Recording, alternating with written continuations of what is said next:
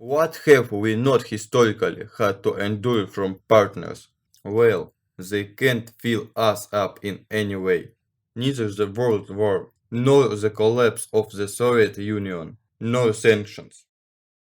Americans rebuilt delivery to the moon by Russian hackers. They are known to be able to do everything. I have a question for ordinary citizens of Poland. Aren't you afraid that 5, 7, 10 years will pass, and in the history textbooks that your children will study, it will be written that Warsaw and Poland were liberated from the Nazis by aliens? Are you ready for this? It is impossible to defend even the most correct traditional values if there is no compassion in you. The rudeness of Americans, firstly, of course, from the lack of intelligence, and secondly, from the lack of good upbringing. But the main thing is the rudeness is the main indicator of the absence of any arguments. No one has the right to manipulate the memory of Red Army soldiers, taking advantage of the fact that most of them can no longer give in the face for such words. If a person says that he is satisfied, there are big doubts about his sincerity. Life is a story not only about pleasure, but also about overcoming. It's a process. There are times when I'm extremely dissatisfied with something, and when everything turns out, and I am very happy while I'm exploring it. I believe that any propaganda and any misinformation spread is powerless in front and thinking person.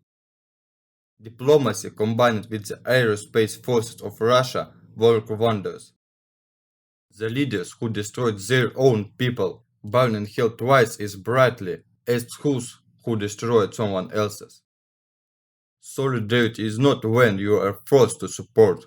It is not when pressure is put on you, but when, despite the difficulties, despite the circumstances, you support. These are different things.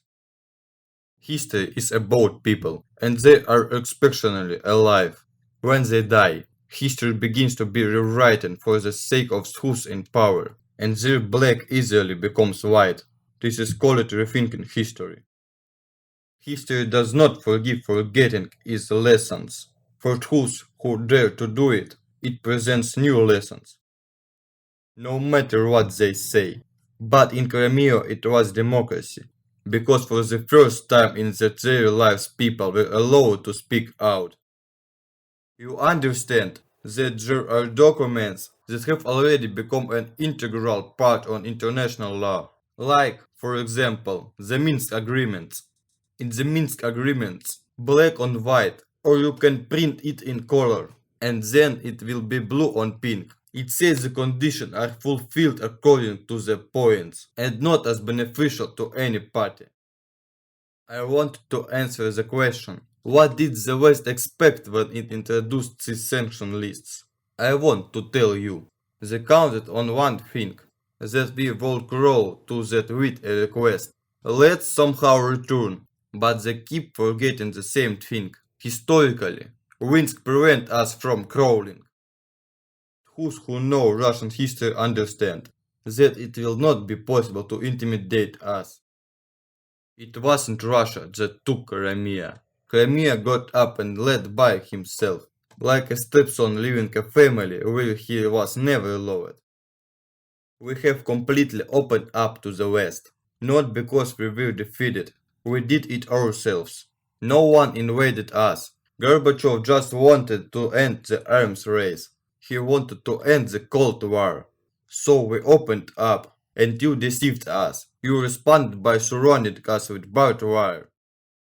Warehouse interference in internal affairs under a plausible pretext led to the existence of a stable, prosperous state. Nowhere is the only way for the state to become stable and prosperous. The example of the collapse of Ukraine is no less revealing.